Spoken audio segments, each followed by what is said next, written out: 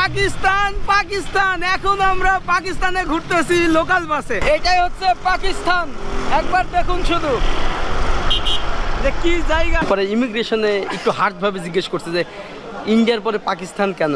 তা আমি ট্রাভেল করে আমার একটা ড্রিম ছিল যে পাকিস্তান ট্রাভেল করব, পাকিস্তানিদের সাথে পাকিস্তান। একবার ভাবেন যে সবাই কিন্তু পাকিস্তানি। এই যে দেখুন। তো বললো পাকিস্তানে কেন, আমি বললাম যে পাকিস্তানের ভিসার আগে ছিল না, তো আরো দুজন বাংলাদেশি ছিল, ওদের হচ্ছে বসায় রাখছে, আমাকে আগে ছেড়ে দিছে। আমি জানি না ওদেরকে অ্যালাউ করছে কিনা বা কোনো প্রবলেম কিনা। So what's up guys, it's our boy MD Fiz again, come back with another vlog video. আজকে আমরা যাব বাংলাদেশ থেকে পাকিস্তান এবং এই প্রথম আমি যাচ্ছি পাকিস্তানে। আমাদের টিকিট প্রাইস নিয়েছে রিটার্ন সহ 1,27,000 টাকা। একবার ভাবেন এত এক্সপেন্সিভ। যাই হোক, রাত 9টার সময় আমাদের ফ্লাইট, প্রথমে দুবাই থেকে পাকিস্তান, মানে একদম করাচি। এই ভিডিওতে আপনাদের সম্পূর্ণ তথ্য বলবো যে কী কী লাগে, কী কী ডকুমেন্টস, এভরিথিং, কী কী প্রবলেম হয় ইমিগ্রেশনের সব কিছু। ওকে, আমরা সংসদ ভবনের সামনে দিয়ে যাচ্ছি, যাই লেটস গো। আমরা হচ্ছে হজরত শাহজালাল ইন্টারন্যাশনাল এয়ারপোর্টে প্রবেশ করলাম। এখানে আমাদের বাংলাদেশের ফ্ল্যাগ উঠতেছে। তো এটা হচ্ছে 1 নাম্বার টার্মিনাল। তবে এখানে লক্ষ লক্ষ মানুষ আসে তাদের স্বপ্ন নিয়ে, বিভিন্ন দেশে বিভিন্ন গন্তব্যে যাই, মানে অনেক স্বপ্ন নিয়ে। সো আমারও সেই স্বপ্ন একটা যে পাকিস্তানে যাচ্ছি, বাট কেউ জানে না। দেখ, আমি কিন্তু অনেক মানে নার্ভাস ফিল করতেছি যে কি হবে না হবে, আমাকে কিভাবে জিজ্ঞেস করবে বা ভেরিফাই করা হবে নাকি, বা কি কি পেপারস লাগবে এরকম। আমাদের হচ্ছে ফ্লাই দুবাই FZ524 দুবাই, যেটা 9:40-এ এবং ওপেন, মানে সেকেন্ড ওপেন হয়ে গেছে। আর শুধু মানুষ দেখুন। যাই হোক, আমি এখন পাকিস্তানে যাব মানে ফ্লাই দুবাই করে, আর শুধু মানুষের ভিড়টা দেখুন। এবং সত্য বলতে অনেক নার্ভাস ফিল করতেছি। এর আগে পুরো ভারতবর্ষটাকে ট্যুর করছি, বাট এইবার হচ্ছে পাকিস্তান। যাই হোক, আমাদের এখনই প্রবেশ করব ভিতরে, এরপরে কি কি প্রসেস হবে সব কিছু আপনাদেরকে দেখাবো।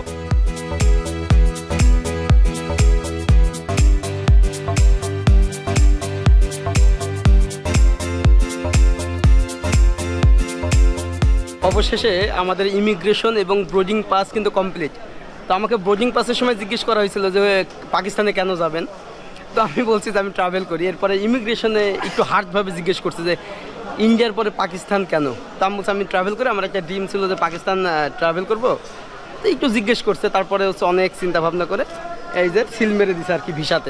সেরকম কিন্তু কোনো বিধি নিষেধ বা কিছুই নেই। জাস্ট আপনাকে জিজ্ঞেস করবে যে পাকিস্তানে কেন যাবেন, আপনি বলবেন যে ঘুরতে যাব, ট্যুরিস্ট, তাহলেই আনাপ, আর কোনো কিছু লাগবে না। পেপারস বলতে লাগছে আমাদের ই ভিসার পেপারসটা, আর কোনো কিছু লাগে নাই, বা COVID-19-এর পেপারস বা অন্য কোনো পেপারস কিছুই লাগে নাই।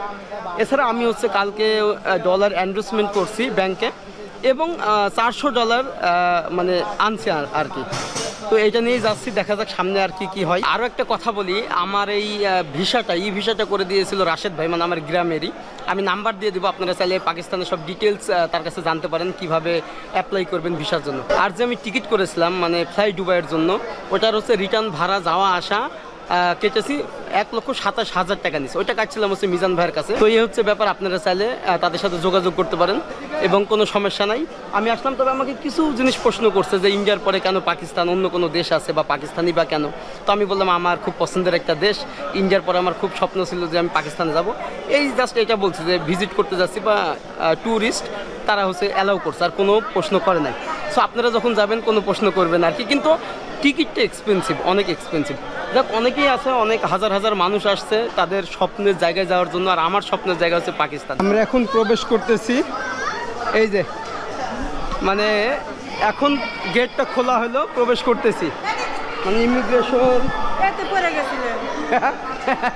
এই যে দেখুন, এটা হচ্ছে 6A গেট। আমরা 4 নম্বর গেটে প্রবেশ করছি, মানে বোর্ডিং পাস ইমিগ্রেশনের পরে। হ্যাঁ, আচ্ছা, চেঞ্জ করছেন। এই যে এরা সবাই কিন্তু দুবাই যাবে, আর আমরা দুবাই থেকে আবার পাকিস্তান, মানে দুবাই যে আমাদের আবার মানে ট্রানজিট আছে, অন্য একটা ফ্লাইট আবার যেতে হবে আর কি। তবে আমরা ইন্ডিয়ার উপর দিয়েই যাব। যদি ডাইরেক্ট ফ্লাইট হতো তাহলে অনেক সময় কম লাগতো। যাক, সবাই যাচ্ছে। এর সকল প্রসেস কমপ্লিট হওয়ার পরে এখন ফ্লাইটের উদ্দেশ্যে রওনা হলাম, এবং কয়েকটা ধাপ ছিল। প্রথমে হচ্ছে বোর্ডিং পাস, এরপরে হচ্ছে আপনার ইমিগ্রেশন, তারপরে আবার চেকিং। বাট লাস্ট চেকিংয়ে আমাদের মানে প্যান্ট খুলতে বাকি রাখছে, সব কিছু খোলাইছে ভাই, মানে বেল্ট থেকে শুরু করে জুতা এমনকি যত চার্জার ছিল এভরিথিং সব কিছু, ল্যাপটপের সব কিছু বাইরে। দেখ ফাইনালি সব প্রসেস কমপ্লিট। এখন কিন্তু আমরা একদম ফ্লাইটের জন্য রওনা হইলাম। এই যে দেখুন, তবে আমার সাথে আজকে অনেকে আছে যারা হচ্ছে সৌদি আরব অথবা দুবাই যাবে বিভিন্ন কর্মক্ষেত্রে, ব্যবসা বাণিজ্যের জন্য, বাট আমি শুধু পাকিস্তানে ভ্রমণের জন্য। তো একটু নার্ভাস ফিল করতেছিলাম আর কি। ওকে, এটা আমাদের লাস্ট, হ্যাঁ এটা লাস্ট চেকিং। তো এই যে বিমান বাংলাদেশ, আর এই পাশেই হচ্ছে সব বাংলাদেশ বিমান, এছাড়া বাংলাদেশ এয়ারলাইন্সগুলো দাঁড়ায় আছে। তো যাক, প্রথম অভিজ্ঞতা, আসলে অনেক নার্ভাস ছিলাম। এয়ারপোর্টে কি জিজ্ঞেস করবে বা অ্যালাউ করবে কিনা এরকম একটা ভয় ভীতিকর কাজ ছিল, যে পাকিস্তানে যাচ্ছি যেহেতু। সেই রকম এখনও বাংলাদেশ থেকে অনেকেই মানে এটা জানে না। তো এই ভিডিওতে আপনারা বুঝতে পারবেন যে পাকিস্তানে কিভাবে যাবেন, বাংলাদেশ টু একদম পাকিস্তান। তো আমাদের সামনে হচ্ছে দাঁড়ায় আছে, এরপরে হচ্ছে টেক অফ করব। ও ফাইনালি আমরা এয়ারপোর্টে, আর এই যে ফ্লাই দুবাই, আর ওই পাশে হচ্ছে এয়ার চায়না। তো যাই হোক, অনেক এক্সাইটেড, পাকিস্তানে চলেই যাচ্ছি এবং ইন্ডিয়া ভ্রমণের পরে এই প্রথম পাকিস্তানে যাচ্ছি। আমার সেকেন্ড কান্ট্রি হবে এটা ভ্রমণের। তো এটা কিন্তু অনেক ছোট, মনে হবে একদম ডোমেস্টিক ফ্লাইটের মতো আর কি।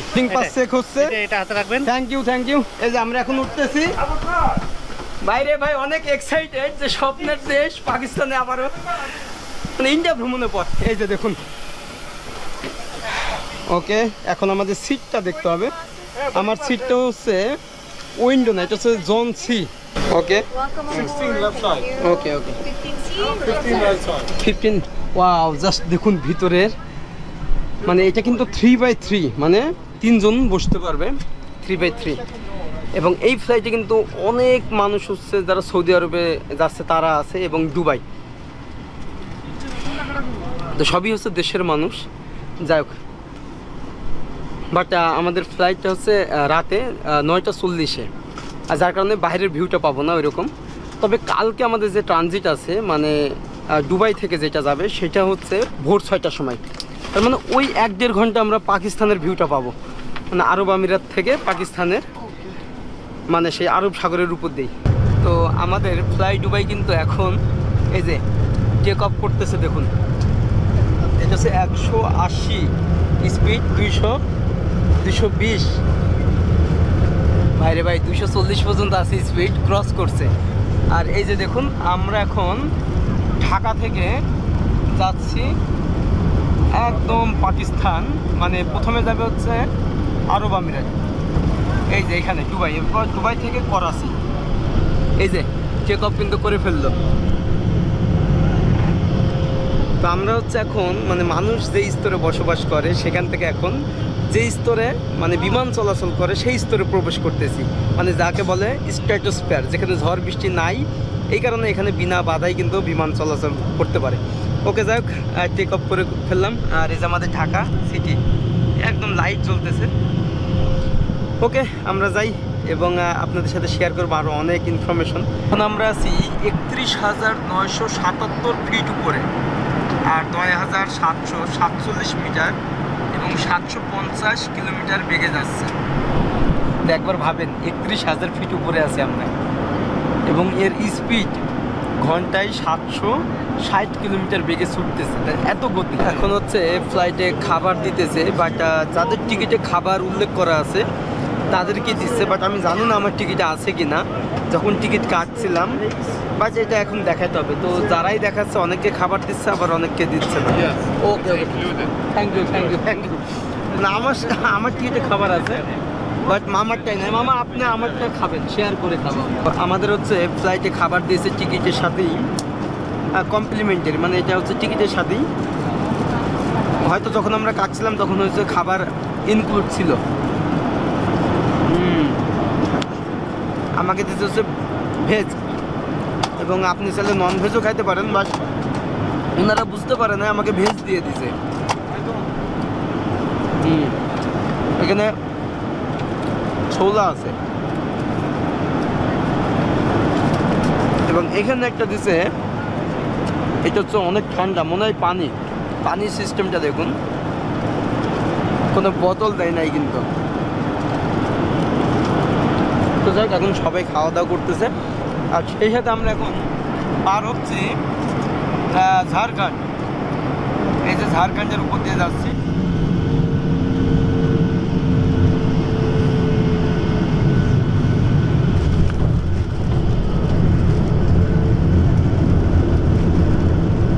তো ফাইনালি আমরা 3টা 30 মিনিটে ল্যান্ড করলাম দুবাই ইন্টারন্যাশনাল এয়ারপোর্ট। এই যে দেখুন, এটা হচ্ছে আমাদের বাস, আর পুরো এয়ারপোর্টটা দেখুন কি লাক্সারিয়াস।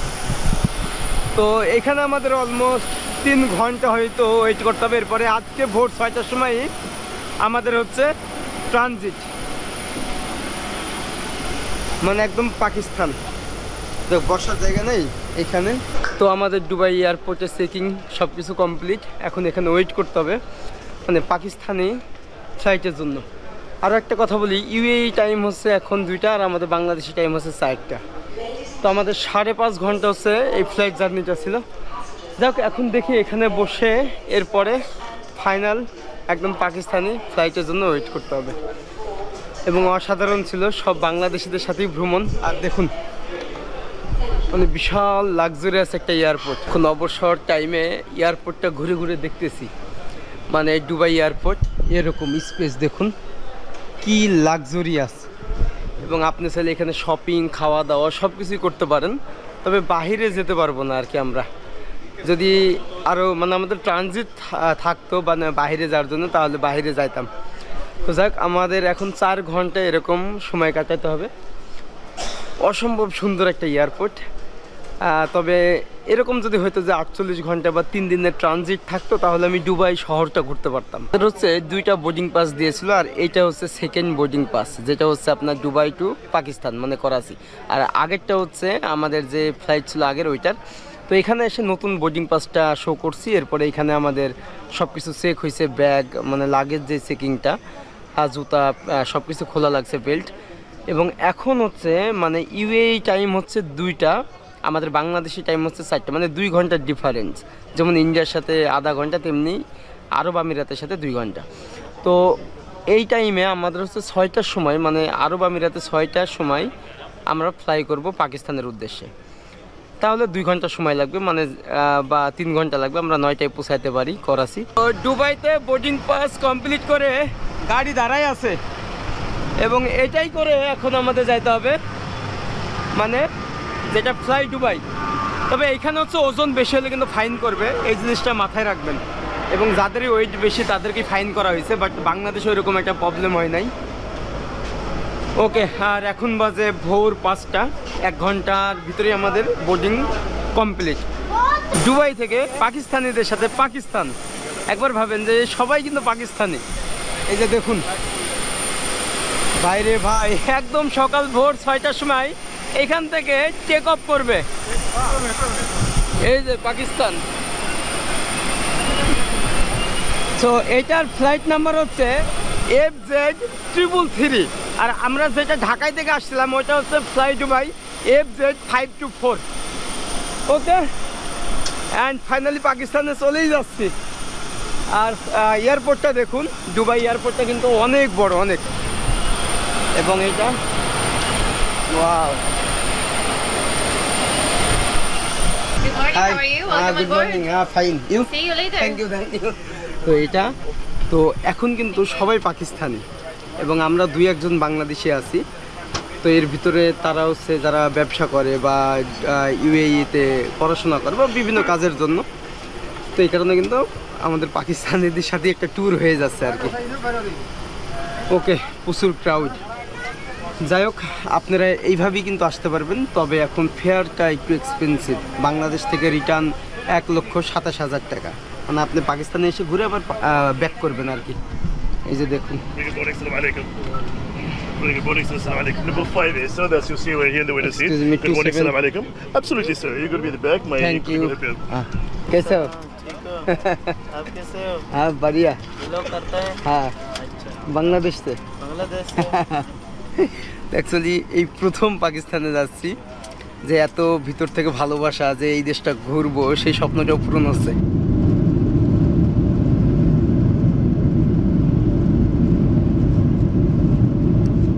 এবং ঠিক এইখান থেকে কিন্তু দেখা যায় সব ডেজার্ট, মানে কোনো বসতি নেই। জাস্ট দেখুন, অ্যাকচুয়ালি পাকিস্তান, আফগানিস্তান বা তাজিকিস্তান এই অঞ্চলগুলো দেখবেন সব পাহাড়ি অঞ্চল, মানে এইখান থেকে স্পষ্ট দেখা যায়। আর এটা হচ্ছে অ্যারাবিয়ান সি, মানে আরব সাগর। দেখুন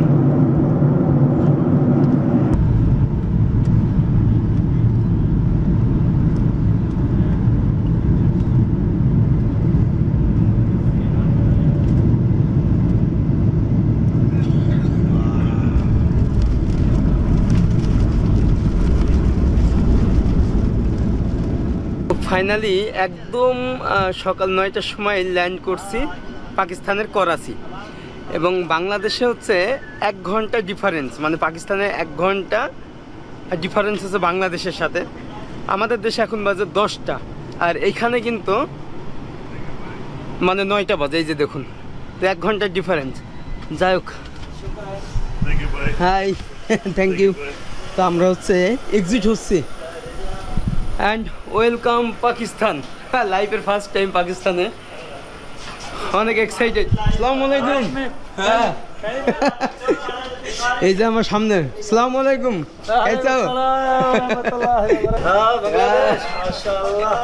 মানে সবাই অনেক আন্তরিক পাকিস্তানের। ভাই ভাই।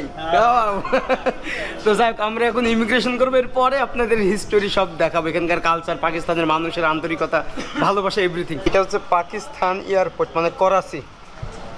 এবং আমরা যখন ল্যান্ডিং করছিলাম তখন একদম সমুদ্রের উপর দিয়ে ল্যান্ডিং করছিলাম, মানে আরাবিয়ান সি, একদম আরব সাগরের পাশে কিন্তু করাচি এয়ারপোর্টটা, খুবই সুন্দর। যাই হোক, এখন হয়তো ইমিগ্রেশনে সেখানে কি কি জিজ্ঞেস করবে বা কি কি প্রয়োজন সেটা আপনাদেরকে অবশ্যই বলবো। এখন আমরা সব প্রসেস করে বের হচ্ছি, মানে পাকিস্তানে। আর সব মানুষ দেখুন কত পাকিস্তানের। আর ভিতরে হচ্ছে একটু সময় লাগছে আমাদের চেক করতে, মানে ব্যাগগুলো খোলা হয়েছে এবং প্রথমে আমাদের বসায় রাখছিল যে সব ভিসা পাসপোর্টগুলো চেক করলো। এরপরে যেহেতু আমি ইন্ডিয়াতে ভিজিট করেছিলাম, তো বললো যে শুধু একটা দেশে ভ্রমণ করেছো? আমি বললাম যে জি।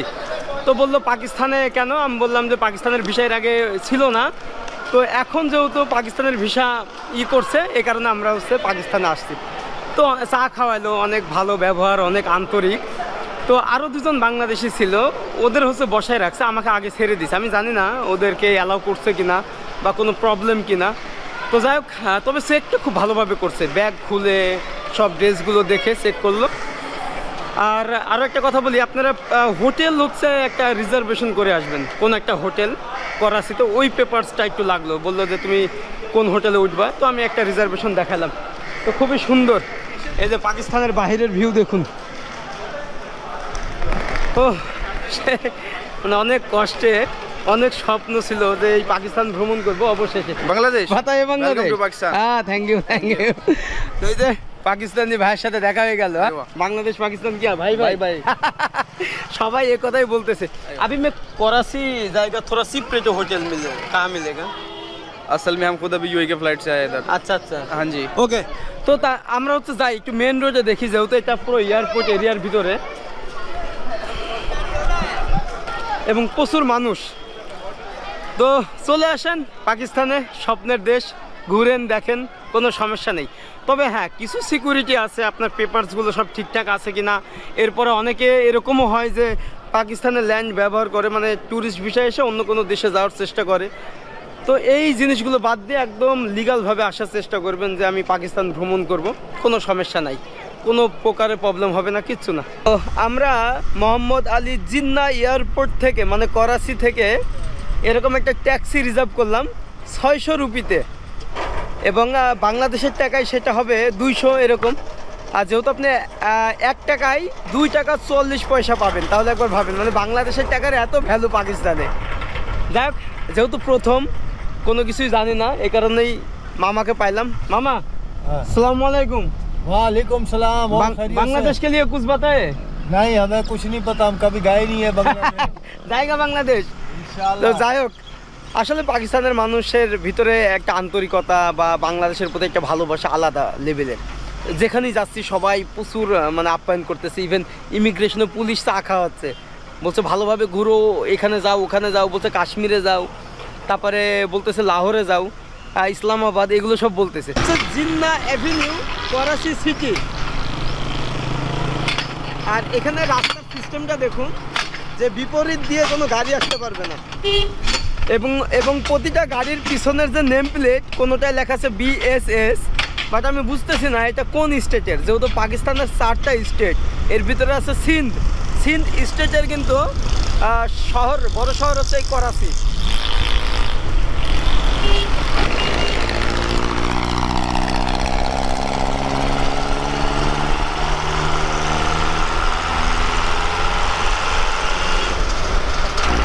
মনে হচ্ছে হেলিকপ্টার যাচ্ছে।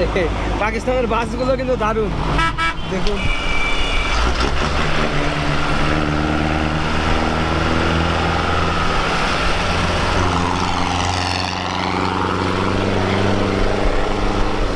বিশাল একটা প্রবলেমই পড়ে গেছি, কারণ এখানে কোনো হোটেল ভাড়া দিচ্ছে না, যেহেতু আমি বাংলাদেশে মানে বাইরে থেকে আসছি আর কি, পারমিশন নাই।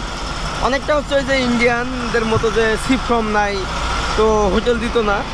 তো এই কারণে এখন যেতে হচ্ছে আপনার একদম যে করাচি সিটি শহরে। তো এয়ারপোর্ট থেকে 15 কিলোমিটার দূরে হচ্ছে করাচি সিটি। ট্যাক্সি ভাড়া হচ্ছে 2000। মানে এখানে এত এক্সপেন্সিভ সব কিছু। এবং একটা নর্মাল রুমে গেছিলাম, ওই নর্মাল রুমের ভাড়া বলছে 4000। এটার একটা কারণ আছে অবশ্য, বাংলাদেশের টাকার ভ্যালু অনেক বেশি। মানে আপনি বাংলাদেশের 1 টাকা পাকিস্তানের 2 টাকা 44 পয়সা পাবেন। তাহলে বাংলাদেশের 10,000 টাকা, পাকিস্তানে আপনি পাবেন 24,000 এরকম। তো এই কারণে এখানকার সব জিনিসেরই দাম বেশি, সব কিছুর ভাড়াও বেশি। তো এখন করাচি সিটিতে যেয়ে দেখতে হবে যে রুম কত টাকায় পাই। তো এই যে আমার কাকার 2000 ভাড়া, একবার ভাবেন। ওকে, দোয়া করেগা। ওকে, বিলকুল। তো আমরা হচ্ছে এখানে আসলাম করাচি সিটিতে। তো এখানে অনেক হোটেল আছে, কিন্তু একটু এক্সপেন্সিভ, মানে 4000, 5000, 6000 ভাড়া। তো আমাদের হচ্ছে রেইশ প্লাস গেস্ট হাউস, যেটা করাচির মেইন রোডের পাশেই। পেছাও, এই যে দেখুন ছোট ভাই, এই যে রেইশ প্লাস গেস্ট হাউস। তো এটা হচ্ছে রিসিপশন, এবং আপনাদের রুমটা অবশ্য দেখাবো। তো আপনারা যখন আসবেন এখানে এসে থাকতে পারবেন, কারণ আমি অনেক জায়গায় খুঁজছি, হোটেল অ্যালাউ না, মানে সি ফর্ম নাই আর কি। তবে এখানে আছে, যে আমাদের এখানে এই ফর্মটা ফিল আপ করতে হবে। আসসালামু আলাইকুম। वालेकुम कैसा हो? ठीक ठाक बांग्लादेश बारे में जानते हैं? या कभी गया बांग्लादेश? नहीं कभी नहीं जाएगा बांग्लादेश? जब मौका मिला तो जरूर। तो अभी तो वीजा भी ओपन हो गया, तो पाकिस्तान जाएगा, फिर बांग्लादेश भी आएगा। तो স্যার আমরা এই ফর্মটা ফিল আপ করি, এরপর আপনাদের রুম দেখাবো। আমাদের রুমের ভাড়া হচ্ছে 4000। ওকে, 4000। আর এটা বাংলাদেশের টাকায় হবে 1500 বা 1600 টাকা।